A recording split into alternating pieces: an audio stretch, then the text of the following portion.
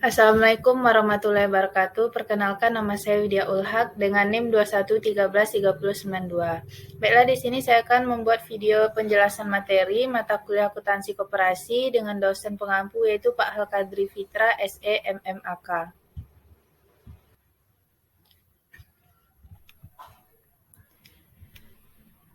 Materinya yaitu materi keempat, yaitu persamaan akuntansi, akun perkiraan dan manfaatnya, serta jurnal. Paparan materi tersebut yaitu yang pertama itu ada persamaan akuntansi yang terdiri dari neraca dan rumus dasarnya. Kemudian ada akun perkiraan dan manfaatnya yang terdiri dari akun perkiraan dan transaksi perusahaan.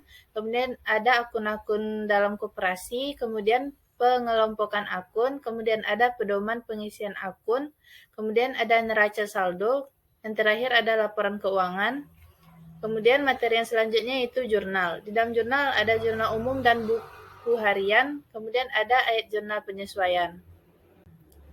Baiklah, di sini saya akan menjelaskan satu persatu materinya. Yang pertama itu neraca. Neraca terdiri dari dua sisi, yaitu sisi kiri yang disebut dengan aktiva dan sisi kanan yang disebut pasiva atau kewajiban. Nah, di sebelah pasiva itu terdapat utang dan ekuitas. Kemudian selanjutnya yaitu persamaan akuntansi. Yang pertama yaitu definisi persamaan akuntansi. Persamaan akuntansi juga disebut dengan persamaan neraca, yang merupakan sebuah perhitungan yang bertujuan untuk memproyeksikan aset, kewajiban, dan ekuitas yang dimiliki oleh sebuah perusahaan atau bisnis. Persamaan akuntansi dapat digunakan untuk melihat pengaruh semua transaksi yang dilakukan koperasi terhadap posisi keuangan koperasi pada suatu saat. Selanjutnya itu rumus dasar persamaan akuntansi. Rumus dasar persamaan akuntansi yaitu A sama dengan K ditambah E, dengan keterangan A sama dengan aset, K sama dengan kewajiban, dan E sama dengan ekuitas. Seperti yang kita ketahui, keseimbangan antara pemasukan dasar akuntansi itu dengan demikian perlu ada keseimbangan antara harta yang dimiliki perusahaan dengan kewajiban. Selanjutnya yaitu komponen-komponen persamaan akuntansi. Komponen-komponen persamaan akuntansi ada beberapa. Yang pertama yaitu aset. Aset adalah kekayaan yang dimiliki dan dikelola koperasi untuk menjalankan operasional usaha. Jenis-jenis aset ada dua. Yang pertama ada aset lancar dan yang kedua ada aset tetap. Di dalam aset lancar itu ada kas, piutang, biaya bayar di muka, persediaan, dan sebagainya. Kemudian ada aset tetap, yaitu seperti properti, mesin, kendaraan, bangunan, tanah, dan sebagainya. Selanjutnya yaitu komponen aset lanjutannya yaitu kewajiban atau utang atau yang disebut dengan liabilitas. Utang adalah kewajiban koperasi untuk membayar sejumlah uang atau barang atau jasa kepada pihak lain di masa mendatang akibat transaksi di masa lalu. Nah, jenis kewajiban atau utang ini ada dua, ada jangka pendek dan ada jangka panjang. Jangka pendek ini terdiri dari hutang dagang, hutang bank, dan hutang pajak, sedangkan yang jangka pendek itu hanya hutang obligasi. Kemudian komponen persamaan akuntansi yang terakhir yaitu ekuitas. Ekuitas adalah bukti penyertaan dan kepemilikan dari anggota sebagai pihak yang telah menanamkan uangnya dalam koperasi.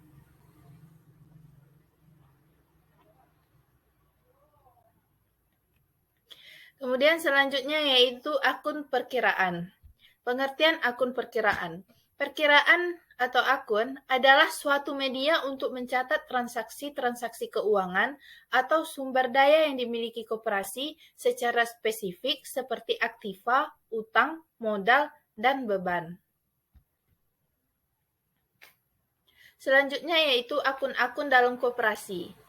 Ada beberapa akun-akun yang ada di dalam koperasi, yaitu yang pertama ada kas, ada piutang anggota, ada perlengkapan kantor atau perlengkapan koperasi, ada peralatan koperasi atau kantor, kemudian ada utang usaha, ada utang bank, ada simpanan sukarela, ada dana-dana, kemudian simpanan pokok, ada simpanan wajib, kemudian ada modal sumbangan, modal penyertaan, cadangan, Kemudian ada partisipasi bruto, ada partisipasi neto, ada pendapatan dari non-anggota, beban operasional, beban pokok, beban perkoperasian, dan yang terakhir yaitu ada SHU. Kemudian selanjutnya itu pengelompokan akun. Pengelompokan akun ini terdiri dari dua, ada akun real dan ada akun nominal. Kalau akun real ini terdiri dari akun aktiva, ada akun utang, dan akun ekuitas. Sedangkan di akun nominal terdiri dari akun pendapatan dan akun beban. Selanjutnya yaitu pedoman pengisian akun. Pedoman pengisian akun yaitu sebagai berikut. Yang pertama aktiva. Jika aktiva bertambah, maka posisinya di sebelah debit, dan apabila aktiva berkurang, maka posisinya di sebelah kredit. Kemudian utang. Pedoman pengisian akun utang yaitu apabila utang bertambah, maka posisinya di sebelah kredit, dan apabila utang berkurang, maka posisinya di sebelah debit. Kemudian untuk yang ekuitas, apabila ekuitasnya bertambah, maka akunnya itu bertambah di sebelah kredit. Apabila ekuitasnya berkurang, maka dia berada di sebelah debit. Kemudian itu penjualan. Pedoman pengisian akun penjualan yaitu apabila penjualannya bertambah, maka posisinya di sebelah kredit, dan apabila penjualannya berkurang, maka posisinya di sebelah debit. Kemudian yang terakhir itu ada beban. Apabila beban bertambah, maka posisinya di sebelah debit, dan apabila beban berkurang, maka posisinya di sebelah kredit. Selanjutnya itu neraca saldo. Neraca saldo adalah daftar yang berisi seluruh akun yang ada dalam buku besar beserta saldo akhirnya pada akhir periode akuntansi koperasi tertentu. Kemudian itu ada laporan keuangan. Berdasarkan neraca saldo yang telah kita miliki, kita dapat menyusun laporan keuangan koperasi tertentu, yaitu dengan penyusunan laporan keuangan tersebut yang dimulai dengan pembuatan perhitungan hasil usaha. Nah, perhitungan hasil usaha adalah suatu laporan yang menunjukkan kemampuan koperasi dalam menghasilkan SHU selama satu periode akuntansi atau 1 tahun buku. Nah, untuk mengetahui SHU yang diperoleh koperasi dalam satu periode, yaitu caranya dengan menghitung beban yang dikeluarkan koperasi selama satu periode dari pendapatan yang diperolehnya dalam periode yang sama. Kemudian yang terakhir yaitu ada jurnal umum dan buku harian. Jurnal umum atau jurnal transaksi adalah aktivitas mencatat transaksi koperasi berdasarkan dokumen dasar secara kronologis beserta penjelasan yang diperlukan dalam buku harian. Kemudian buku harian atau buku jurnal itu adalah media untuk mencatat jurnal secara umum berbentuk 4 kolom. Kemudian yang terakhir yaitu ayat jurnal penyesuaian. Ayat jurnal penyesuaian atau AJP sendiri adalah beberapa penyesuaian dari proses pembuatan jurnal dalam siklus akuntansi koperasi.